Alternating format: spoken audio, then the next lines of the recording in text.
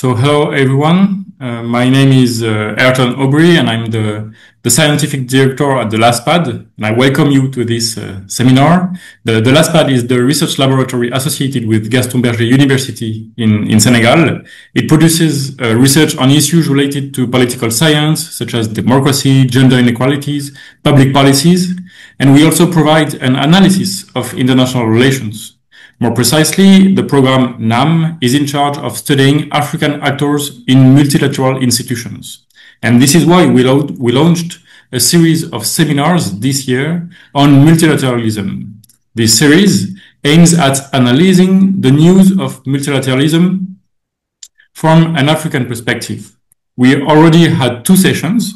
The first one about African states at the Security Council that was held right before the opening of UNGA's 80th session. And the second one was about African positioning in climate negotiation in prevision to the COP30 in Brazil that will take place in November. Both videos are available on our YouTube channel. Today, we organized our 3rd session, and I have the pleasure and the honor to welcome Ms. Diane Sayinzoga, Chief of UNCTAD Regional Office in Africa. UNCTAD is a fascinating organization for anybody who looks at multilateralism from the Global South. It stands for United Nations Conference on Trade and Development. It was created in 1964 by the G77 group through the UN General Assembly as an alternative to financial institutions such as the IMF and the World Bank. Since then, it has produced numerous technical analyses on issues such as the deterioration of the terms of trade and more recently on the African Continental Free Trade Area. No later than last week, UNCTAD held its 16th session in Geneva, Switzerland. The summit is one of the major multilateral events of the end of the year with the opening of the UNGA and the COP30 in Brazil. At the end of the week, the Geneva Consensus was adopted, and I am sure that Ms. Sayinzoga will enlighten us on the importance of this meeting for the African continent. As I said, Diane Sayinzoga is the Chief of UNCTAD Regional Office for Africa. She's been occupying this position since November 2023, and before that, Ms. Sayinzoga worked for the Rwanda Development Board.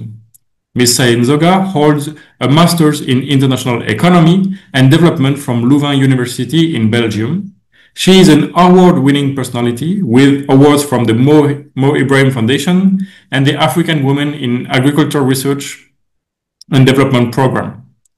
Ms. Sayinzoga accepted to present us the results of UNCTAD16 so that we can have a better understanding of the challenges and opportunities of Africa in terms of trade and development in a context of deep remodeling of trade dynamics and restructuring of the development architecture, as well as growing concerns about the depths of many countries from the Global South.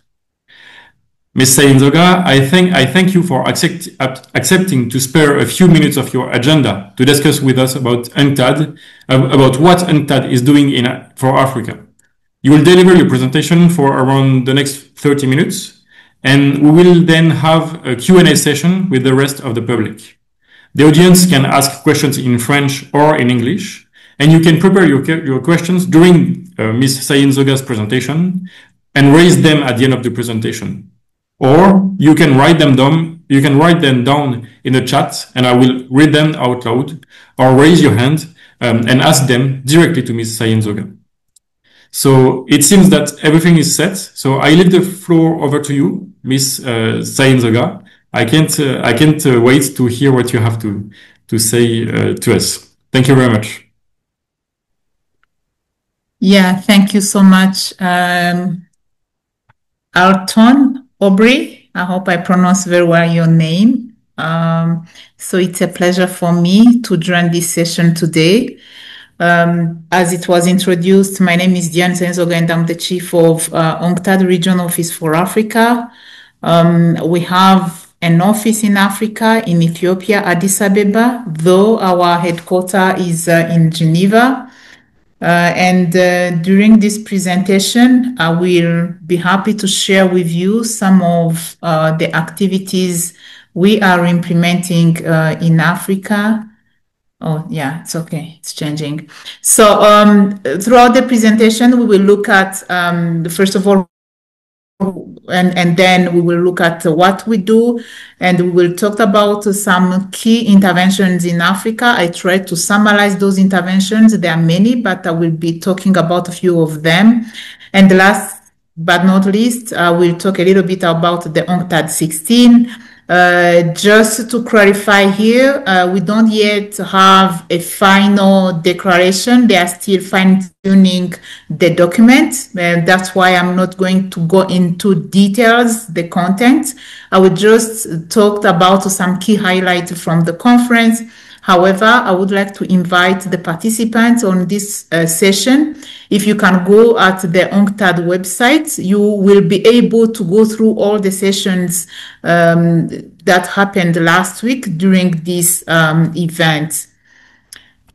So number one, who we are. Of course, UNCTAD stands for UN. Actually, very recently, it was we rebranded our organization. It's no longer called UN Conference. It's oh, sorry, I don't know. Just a second. Okay, yeah. So it stands for UN Trade and Development. The new rebranding actually removed the conference. It's now UN Trade and Development, and it was established in 1964. And as I mentioned in my introduction, we have a headquarters in Geneva, though we have some other offices. The Office for Africa, which is in Addis Ababa, but we also have another office in New York. So our core mission is to help developing countries integrate into the global economy in a way that is fair, inclusive, and sustainable. And we do this by conducting economic research. We are facilitating consensus in building among consensus building among member states. We are providing technical assistance to support development goals. As I mentioned, UNCTAD is a UN agency. It's an intergovernmental organization. And we are within the UN Secretariat, and we promote trade for the developing countries. So, as I mentioned, we were created 6 decades ago. Last year, we celebrated our 6th anniversary. And when UNCTAD was created, the objective was to ensure that the fruit of trade and globalization are shared by all. And today, this vision remains our guide, and even it is really our motivation, even if today world is really being affected by so many unpredictable events, we are still very committed to fulfill that mandate. So the way we are doing this, it's taking me to the next slide on what we do. So one, we are doing research and analysis on different topics. You can find on our website different documents we are publishing every year on trade, investment, finance, development issues. Just to name a few of the flagship reports we have, there is the economic development in Africa report. This is one of our flagship events targeting Africa specifically. And then secondary, we are providing technical cooperation and capacity building to different countries, and specifically LDCs, landlocked state, to build trade, customs, investment, and digital economy. And we are also building consensus governmental work. We serve as a forum for member states to negotiate, deliberate, and adopt development policies And this is one of the activities actually which happened last week during the UNCTAD16, where we had the different ministerials, the meetings, discussing and negotiating on trade-related aspects. Last but not least, we also have statistics and data, where we are delivering reliable global and regional data to guide policymakers. So here I tried to use this picture and to summarize briefly UNCTAD works, and this is can be explained in 3 words if really you want to understand what we are doing. So number 1, it's about thinking and being a think tank for developing countries, and then policy reviews, insights. So I mentioned in my previous slide some of the flagship reports. We are providing policy guidelines. So among those reports, we have the Trade and Development Report, we have the World Investment Report, the LDC's report, we have the Economic Development in Africa report. We are looking also at the digital economy, where we have the digital economy report, the technology and innovation report, as well as the review of maritime transport. So all these reports you can find on our website. I really invite you to visit our website, where you will be able to download actually all these reports for the past years. Every year we are publishing a new version of these reports. So secondly, we are a platform where we are facilitating debate for member states. We are a kind of forum where representatives of all countries can freely engage in dialogue, sharing experiences, talking about different critical issues the global economy is facing. And then one of our really biggest platform is the UNCTAD16, which is a conference happening every 4 years, where we bring together all the policymakers from the member states to discuss, to deliberate, and having consensus on some of the global economy issues. But it's not only that UNCTAD16 event we are having. We also have the World Investment Forum, we have e-commerce and the UN Trade Forum. So all these forums really are to facilitate the debates and discussions between member states and deliberate on all the critical issues affecting the global economy in general. Number 3, we are delivering. We are not only thinking and debating, but we are also delivering. So UNCTAD provides on the ground technical assistance. We are providing so many technical assistance in different countries. I will come back to this one when I will be sharing with you some of the examples of projects and activities we have on the continent. But to name a few of our interventions in Africa, we have what we call ASICUDA. This is a customs software which is currently being used in almost 40 African countries to register their customs operations. So this is one of our really trade facilitation a tool, which is really helping a lot on the continent. And so again, I'm trying to use this this picture to help you understand what UNCTAD is doing in general, and this is being summarized in 12 things that really we are doing in terms of helping the member states. So number 1, addressing the macro level development challenges. We have a full team in charge of macroeconomics and analyzing debt-related issues across countries. Number 2, we are looking at the integration into the global trading system. And then we are assisting countries in diversifying their economy to make them less dependent on commodities. So this is also another area where really we are putting a lot of effort. As you know very well, most of the African countries, they are exporting commodities without value addition. So this is also another critical looking at. So limit the exposure to financial volatility and debt. attract development-friendly investment. We have a full department looking at investment policies, review, analyzing investment opportunities from different countries. And we also increase, I mentioned the digital economy, so which means we aim at increasing access to the digital technology as well.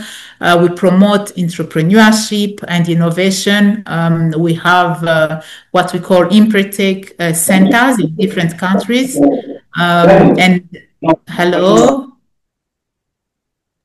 Yeah, it's fine. I just cut the mic. It's okay. You can continue. Sorry. Yeah, I was talking about the promotion of entrepreneurship and innovation. This is another area we are really investing a lot in different countries. We are helping local companies to move up value chains, where we are even going up to the level of providing firm level support to make sure that we are building the capacity of African-based businesses. And here, when I'm talking about businesses, of course, we are also considering smaller businesses. You know very well that they are playing a key role in job creation and the economy in general of the continent. So speed up the flow of goods across the border.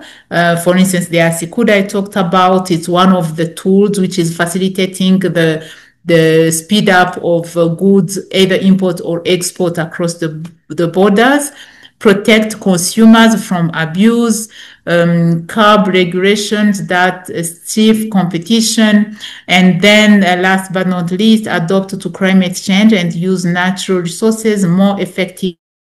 Here we are very much involved into green minerals. You know very well that now with the development of the energy transition minerals, there is really that move of looking at how can we produce energy using green minerals. So we are also assisting countries in this area. So briefly, that's what we are doing. Just try to summarize it in 12 key activities. I mentioned that we have an office in Africa, in Ethiopia. So this is our presence in Africa. This office, we are working very closely with the African Union Commission, with LECs, like SADC, East African Community, IGAD, so many LECs. Really, we have different activities. We are working with them in terms of building, in terms of policy advisory. We are working with parliamentarians from LECs and from different countries, but the overall objective is really to build their capacity so that they are very well equipped when it comes to policy guidance and the policy briefs, because we are sharing with them all the policy recommendations we are producing through our reports. And of course, we are also working with national government and the ministries, where we are having different projects at country level. So I will share with you in the next slides what are some of the key activities we are working on. Of course, UNCTAD supports Africa Development Agenda, especially the Agenda 2063, with the vision of the Africa we want. So this is actually our key goal as well, to support the development of Africa through the African Union.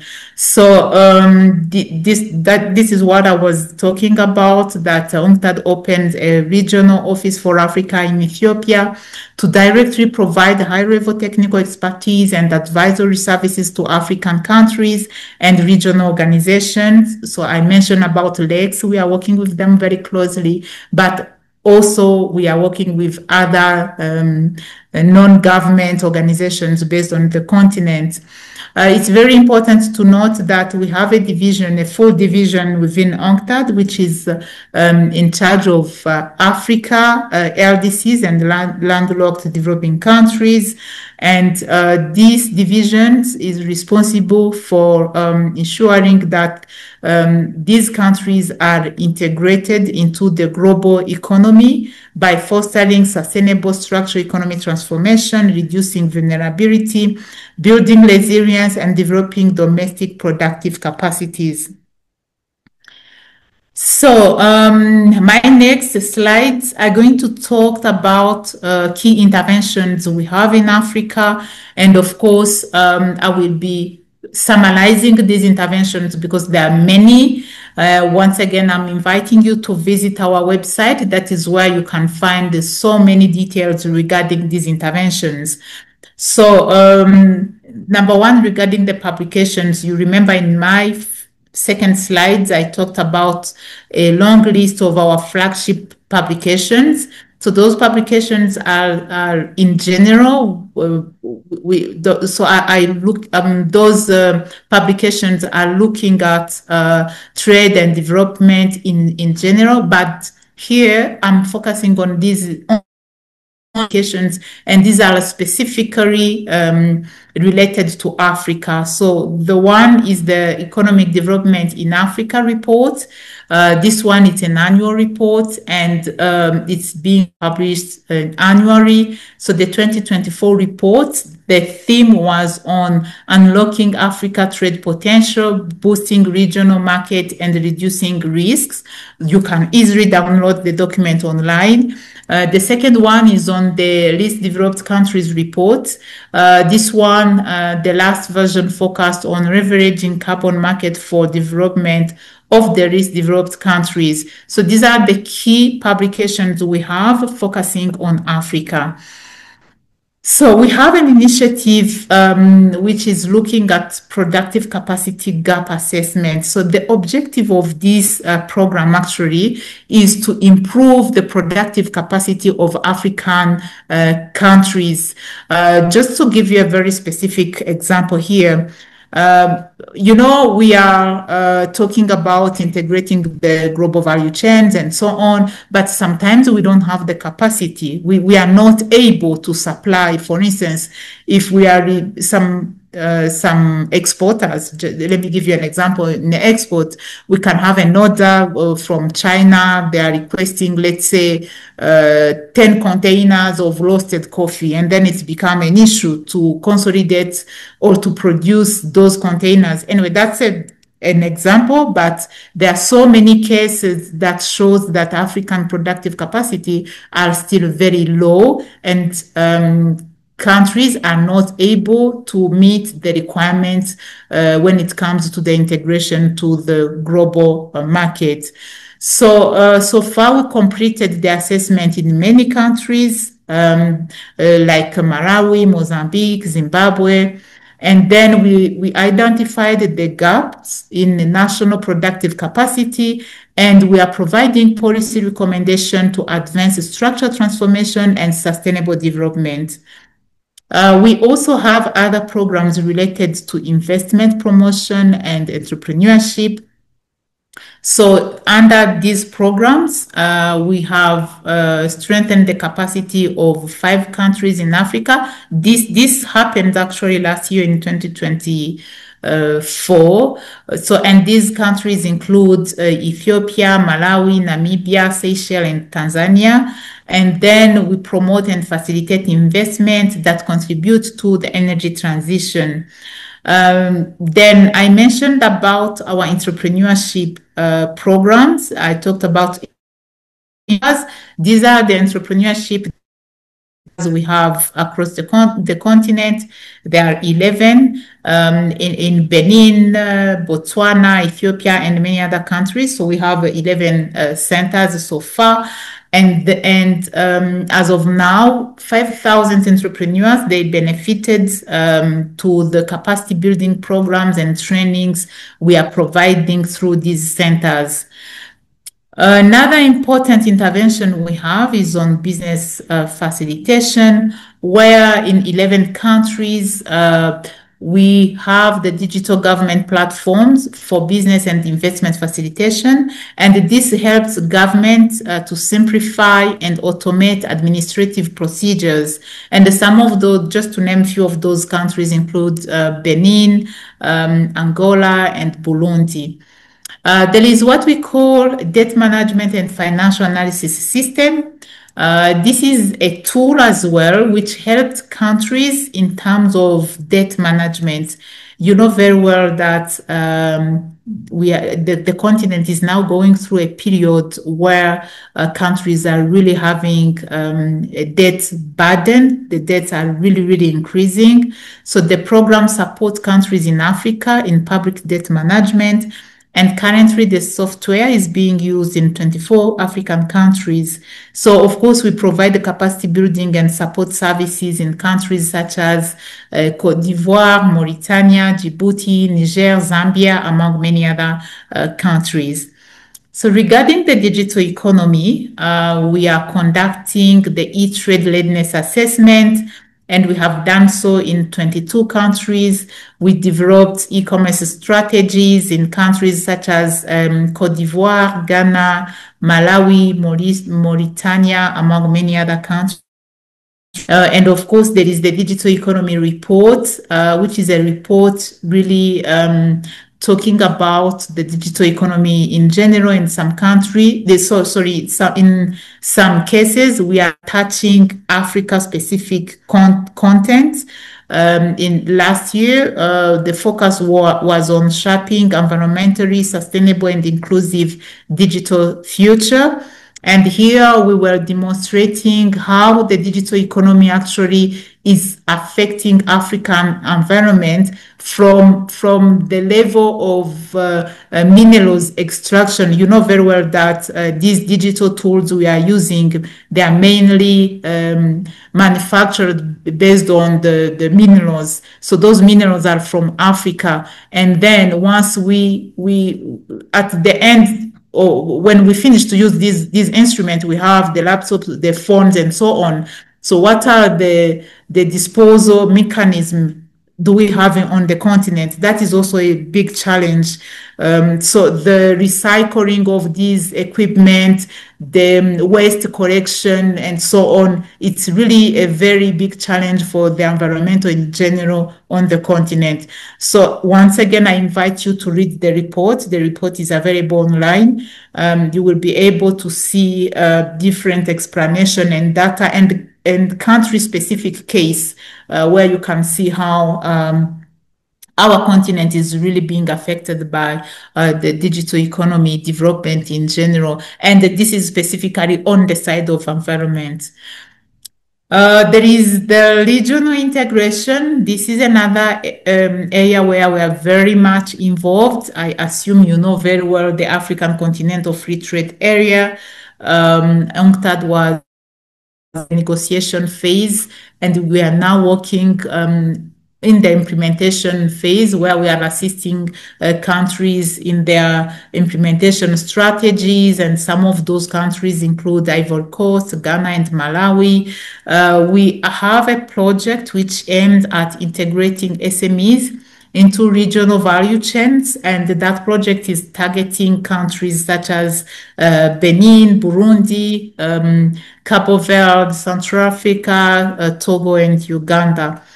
In terms of the elimination of non-tariff barriers in Africa, we are also supporting the AfCFTA Secretariat, where UNCTAD, in partnership with the member state, we developed an online mechanism for reporting, monitoring, and eliminating non-tariff barriers. And then I talked about ASICUDA, which is tool being used for the customs operations, where we have now 39 countries in Africa using that software. And in 2024, the program implemented technical assistance projects to upgrade, maintain, and enhance installed system in countries. So not only we have the tool, but we are also upgrading the tool and building the capacity of countries and assist them when they really lack skills in terms of using this tool. So that's it in terms of our interventions in Africa. Again, just to tell you that this is a brief summary. You can find everything online. So let me now talk a little bit about the UNCTAD16, which is an event. The event took place last week in Switzerland, and with the adoption of the Geneva Consensus.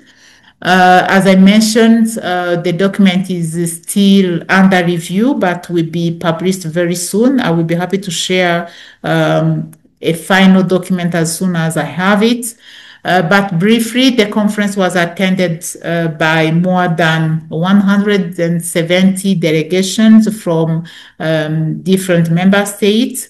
And then we had the ministers and vice ministers, so it was a very high-level event. So during that event, we had a strong participation from developing countries, least developed countries, and of course, major economies and key trade actors. They also participated in the event. Then leaders who attended that event committed to reforming global development fair and more predictable and inclusive. The UN Secretary General was there as well. He participated and delivered keynote address during the event. But it's very important to mention that during the event, we were able to have new partnerships and funding pledge. Then those partnerships and fundings will really help UNCTAD in terms of advancing our actions in different sectors, including debt, digital economy, investment, and supply chain resilience. Yeah, we are still very much committed to achieving this mandate and providing that multilateralism remain alive, relevant, and capable of delivering results. So let me hear. I have been talking myself. I would like to hear from you as well for your comments, your questions, and as I mentioned as well, feel free to ask questions. If you have any question in French, I will try to respond as well. But that's it. That's the presentation I had for you. Thank you so much. Over to you, moderator. Thank you very much, Ms. Sayinzoga. It was a very interesting presentation, a very clear one too, and very pedagogical. So I really enjoy listening to you, and I think this feeling is shared among the public. So thank you very much. Now UNCTAD is much. I think we are all much more familiar with UNCTAD right now, as you presented it, what it is doing in Africa especially, and also that you take the time to develop on several projects that the organization is leading in the continent, and of course you had some words about UNCTAD16. So while the public is preparing their questions, I have one. I have several questions, but I will start with one before leaving the floor to the public. You mentioned UNCTAD16, and what I could observe about UNCTAD16 was that the African group was coordinated by Egypt during the event. And I could observe the prominent role of I think it's Egypt Trade Minister, Mr. Kuchuk. And my question is, did you have a specific preparation with the Egyptian delegation before the summit? Or as UNCTAD Regional Office for Africa, did you have a specific preparation with any delegation before the summit? Because as you recalled, one of the aims of UNCTAD is to build consensus. So did you meet with a delegation before the summit so that they could come with a better preparation for UNCTAD16? Yeah, thank you so much. And that's a very varied question, actually. And it's very important that you understand how the regional office for Africa is operating. So it means we are playing the role of being a liaison office between the headquarters, the Geneva headquarters, and organizations based in Africa, including the African Union, including the AfCFTA Secretariat, among many other organizations, including LACs and so on. So having discussions with each one of the countries before attending the UNCTAD16 at this regional office level, that one, it's basically not even feasible given the size of the office. So we can't have individual countries like consultations. But we met some of the countries and discussed on the event.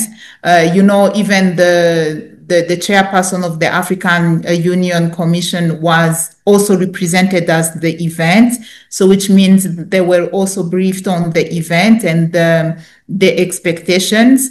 However, our Geneva, they had sessions with all those delegates that were representing their countries in Geneva. So which means, yes, they had discussions at headquarter level where they have been discussing on different aspects related to UNCTAD16 and any other aspect related to trade and the global economy in general. At technical level, they had those discussions.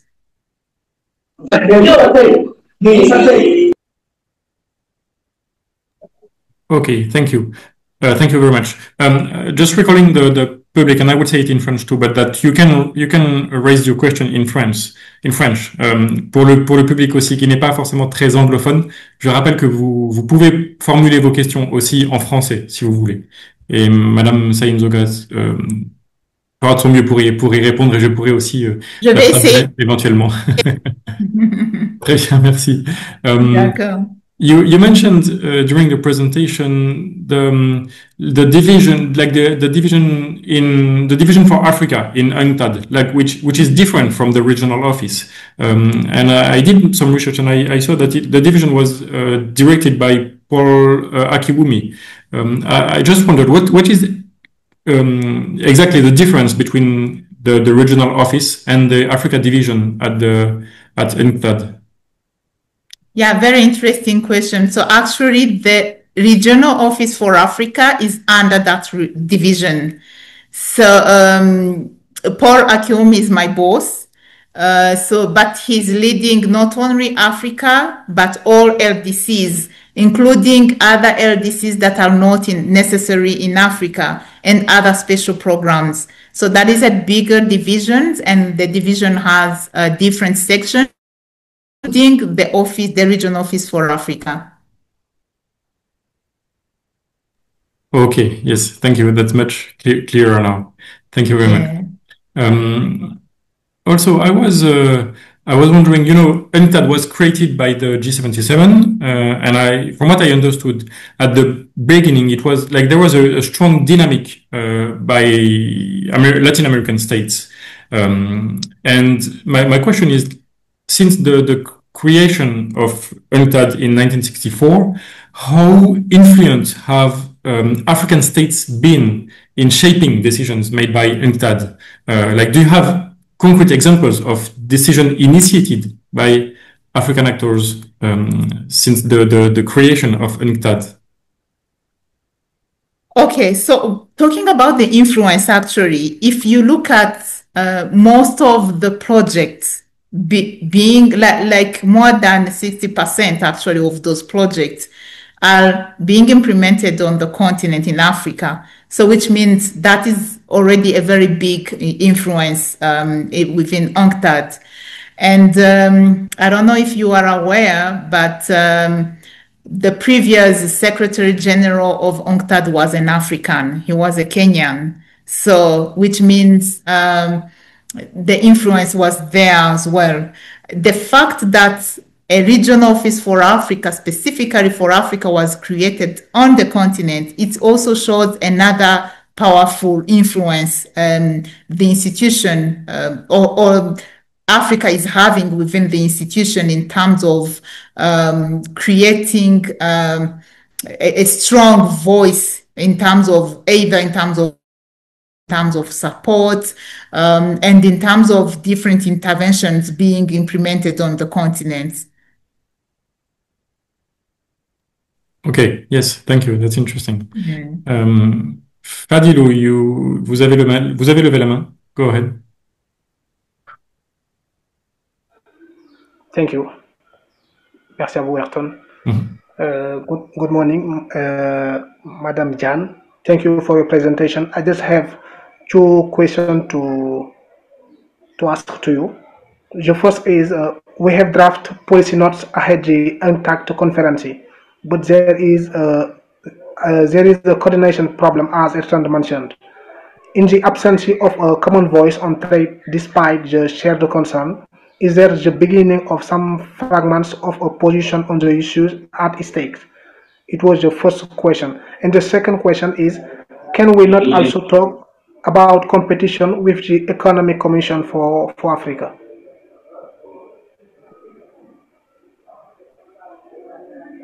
I didn't get very well your first question. You can even speak in French. I will try to understand your question. Ok, par rapport à la première question, nous avons réalisé au niveau du programme NAM des notes de politique en amont de la conférence de la CNUCED. Mais il y avait un problème de coordination comme l'a mentionné Ayrton. Est-ce qu'on peut dire qu'en l'absence d'une voie commune sur le commerce, malgré l'identité des préoccupations qui sont un peu identiques chez les États africains, est-ce qu'on peut parler de l'émergence de début de position sur les enjeux poursuivis dans ce genre de rencontre internationale? Ok, merci beaucoup. Pour la première question, c'est que, tu vois, la coordination, c'est quelque chose de très important, non seulement lorsqu'il s'agit de ces conférences internationales, mais partout dans tout ce que vous faites, dans des projets, la coordination, c'est quelque chose que nous tous, nous devons considérer. Alors, si vous avez fait une note de politique en tant que, je sais pas si vous avez fait ça en tant qu'université ou en tant que pays, il y avait différentes forums là où vous pouvez présenter votre note et coordonner avec d'autres pays africains pour pouvoir avancer vos idées.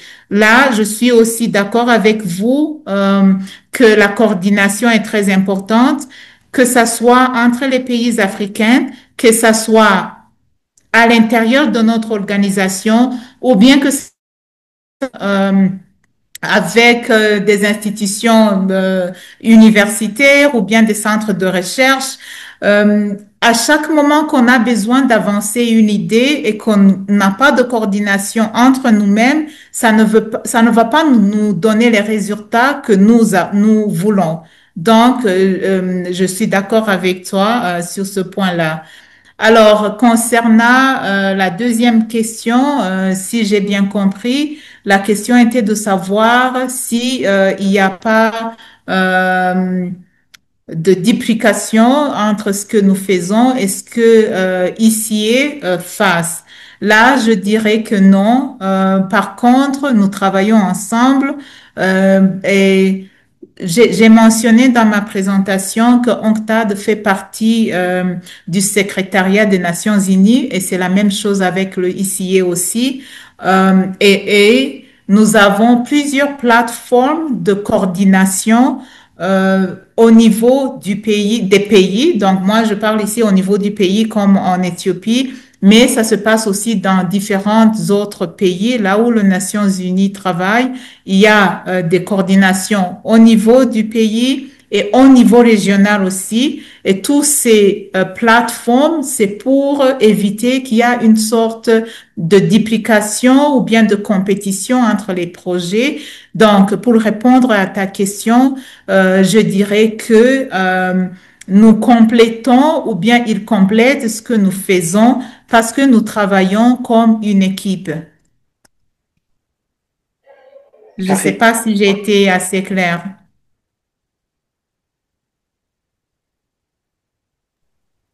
Fadilou, c'est bon? Je crois qu'il avait dit OK juste avant. OK, d'accord. Thank you very much. Thank you, Ms. Sayinzoga. One more question. You know, you mentioned AfCFTA, and we have at the LASPAD some students that prepare their PhD on AfCFTA. And my question is, how could they be useful to UNCTAD? Like, what kind of cooperation is possible for African students who deal with the same issues you are dealing with? You know. That's a very interesting question. So first of all, for students, we have an internship program, and this one can be either remote or in person. Every 6 months, we are recruiting a new cohort. So which means our next cohort is joining the office in November. So which means end of April next year, we will be recruiting the next. So this is an opportunity for those students doing researches in this specific area of trade and development and regional integration to interact or to have that experience of really working very closely with international organizations that are involved directly into this AfCFTA and other trade-related issues. So that is number one, something that can be very useful for students, especially those students working on trade-related issues. And number two, we have regular publications, as I mentioned. So all our resources are available online. So you can use our available tools and resources online. And I believe this can be very useful in your researches as well. Third, we are having peer-reviewed sessions. Whenever there is a publication, we are having peer-reviewed sessions where we invite different think tanks and we analyze the report. They provided their comments, and then we exchange our views and the skills and capacities. So in that area as well, maybe moving forward, this is something we can look at. Whenever we have specific publication which is about to be finalized and where we are organizing those peer review sessions, we can invite you to be part of those sessions as well. Yes, it's true that, UNCTAD is very interesting for scholars because, for instance, when I applied to get the accreditation to go to UNCTAD16, there was no issue at all. So the principle of transparency is very well applied, I think, and it's very good for scholars to have international organizations such like UNCTAD to do their research. So, and yeah, I remember also that I produced a work recently on the AfCFTA, and the documentation provided by UNCTAD was very useful too. So, thank you. Thank you. Fadilou, tu as encore relevé la main? Ou c'était une erreur? Et en fait, je m'étais déconnecté tout à l'heure lorsque je devais reprendre sur la première intervention. Oui, en fait, on te demandait juste si la réponse te convenait. Ouais, en fait, là, je voudrais juste ajouter que sur les matières qui sont poursuivies par la CNUCED, il n'y a pas de convergence de vues communes qui est partagée par l'ensemble des États africains. Comme par exemple, si on prend un secteur comme le domaine environnemental, là-bas, on peut trouver le groupe des négociateurs africains, des stratégies telles que par exemple la stratégie africaine sur le changement climatique, la position africaine commune sur le climat, entre autres. Est-ce que dans le cadre du commerce où par exemple il pourrait y avoir un début de convergence, puisque pratiquement les préoccupations peuvent être les mêmes. On retrouve par exemple des thématiques telles que la détérioration des échanges, l'accès au marché international, entre autres. Est-ce que au niveau de la CNUCED, on ne pourrait pas avoir des bribes de position ou encore de convergence commune qui pourraient être défendues par les États africains? Est-ce que à l'état actuel des choses, les États africains tentent de mettre en place de tels mécanismes? Oui, j'ai bien compris ta question. Vous savez comment les États africains fassent des négociations en ce qui concerne le commerce? Ça se fait entre les blocs économiques. Donc, par exemple, si c'est SADC, donc ils font des négociations entre les pays membres du SADC et ils ont un consensus au niveau de leur région. Ça se fait aussi en Afrique de l'Ouest à travers l'ECOWAS, ça se fait à travers le East African Community. Donc, ils ont des consensus entre les régions. Alors, lorsqu'il s'agit d'avoir un consensus comme le continent en général, donc l'Union africaine joue un rôle important lorsqu'il s'agit de mettre tout le continent ensemble. Et il y a aussi le groupe Afrique que vous avez mentionné qui était représenté par l'Égypte. Là-bas aussi, je suis sûre qu'avant de faire une déclaration ou bien de participer aux négociations ou bien à des conférences comme le UNCTAD16, ils se rencontrent et ils se mettent d'accord sur une déclaration. Donc, je ne sais pas si ta question était de savoir si UNCTAD pourra jouer un rôle dans le cadre de mettre ensemble les pays africains pour avoir un consensus sur leur déclaration. À ce sujet, je dirais que les négociations et les consensus, ça commence sur donc au niveau du région et ça monte jusqu'à former le groupe Afrique. Et même si ça forme le groupe Afrique, les pays entre eux, c'est à eux de trouver le consensus entre eux, de définir leur position avant de mettre ou bien de faire une déclaration. Oui, c'est tout bon. J'avais cru penser que, par exemple, il y avait un groupe qui recevait directement mandat avant que les groupes sous-régionaux puissent, par exemple, prendre en compte la question. Là, après votre intervention, j'ai directement compris qu'il y avait un mandat qui pouvait être conféré et que, par exemple, pour la session de la CNUCED passée, c'était l'Égypte qui était chargée de porter ce mandat-là. Merci. Ok, je vous en prie. Thank you. We have one question in the chat by Mohamed Bai, who, by the way, is one of the students who is doing his PhD on AfCFTA. He has a quite general question. What role can UNCTAD play in accelerating Africa's trade integration within the framework of the AfCFTA? Okay, yeah, that's a very interesting question, which was actually captured during my presentation. But I can say three key interventions we are doing or we did so far. Number one, it was at the negotiation stage where UNCTAD played a key role in terms of facilitating the negotiations and specifically for the investment protocol. So number two, it's in terms of NTBs. So we support the Secretariat and countries in terms of monitoring and reporting NTBs. I mentioned the platform or the tool we created, which facilitates countries to monitor and to report NTBs. And number 3, about the implementation of AfCFTA strategies. I believe you are aware that most of the African countries now, they developed their AfCFTA implementation strategies.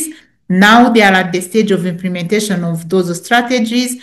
But what we are doing, we are focusing mainly on SMEs, facilitating SMEs and implementing activities under those strategies, but targeting SMEs and assist them to integrate the continental value chains. So these are the key 3 interventions we are doing currently. Thank you, Ms. Sayinzoga. I have one last question, perhaps. It might be like, you know, the elephant in the room, but it is related to the lowering of development aid today. How will that impact UNCTAD actions? And also, I asked this question because you mentioned that one of the mission of the of UNCTAD is to when you provide technical assistance, you know, is to limit the effect of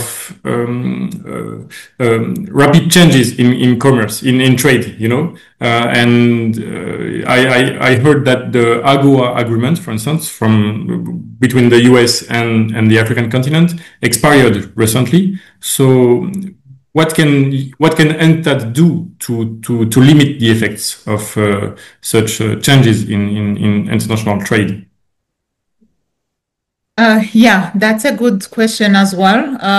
Development aid is decreasing everywhere. It's not a secret. It's happening, and it's also affecting many of our development-related activities. So the way we are trying to overcome this challenge, number 1 is to think strategically and look at non-traditional donors. You see, we used to work closely with the donor countries, but now we are thinking about the private sector. We are thinking about foundations who are involved in development sector and so on. So the diversification of donors, it's one of the strategies.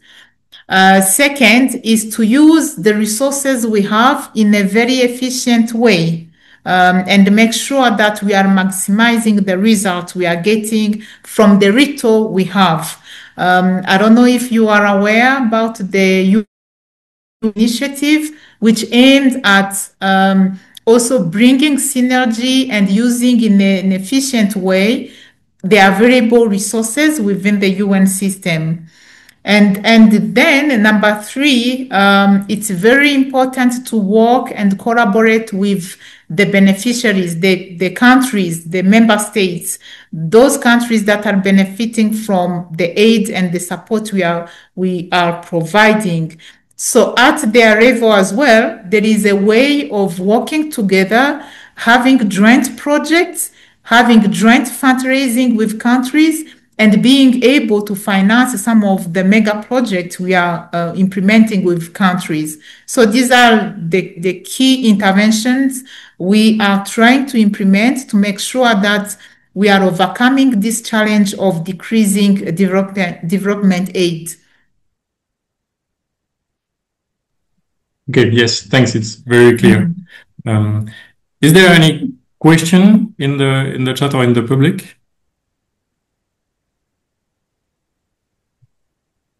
If there is no, we can call it a seminar. So thank you very much, Ms. Sayinzoga. Il y a une question, il y a une question dans le chat box qui dit que comment la CNUCED peut-elle contribuer à la souveraineté alimentaire de l'Afrique dans un contexte mondial de dépendance multiple?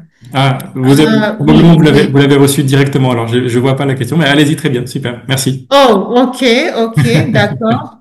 D'accord. Donc, j'ai parlé de ce qui concerne la capacité de production, donc productive capacity. Donc, les capacités de production, augmenter les capacités de production pour les pays africains, c'est l'une des solutions pour s'assurer de la souveraineté alimentaire en Afrique, parce que plus qu'on produise beaucoup, donc plus on aura assez d'aliments pour tout le monde.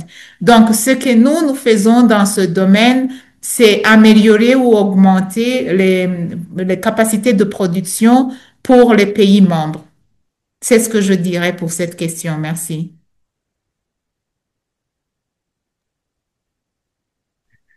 Très bien. Merci beaucoup, Madame Sayinzoga, pour cette présentation et pour le temps que vous avez pris aussi à répondre aux différentes questions. C'était très très clair et je pense que le message est bien passé et notamment pour les possibilités de coopération avec le public estudiantin. Je pense que c'est important et c'est très bien que les organisations internationales puissent mettre ce genre de mécanisme en place. Donc, merci beaucoup et bien écoutez, on peut terminer cette session comme ceci. Oui, merci beaucoup. C'était un plaisir pour moi aussi de participer à cette session. Et encore une fois, je vous invite tous à visiter notre site. Là-bas, vous allez y trouver beaucoup d'informations que j'ai pas données donc dans ces 30 minutes ou 1 heure. Mais si vous avez vraiment beaucoup d'informations et des détails, vous pouvez trouver ça sur notre site web. Vous avez aussi mon email. Si vous avez besoin de mon intervention, je suis là, je suis prête à contribuer et nous allons garder contact. Et aussi, si vous pouvez me partager aussi la recording de cette session. Tout à fait, c'est possible. C'est bon. D'accord. On vous partagera éventuellement aussi les notes de politique qu'on a rédigées en amont du sommet, si ça vous intéresse. D'accord. Très bien. Ouais. Merci beaucoup. Merci beaucoup à tous. Au revoir. Allez, au revoir tout le monde et merci au public d'être venu. Au revoir. Merci, au revoir.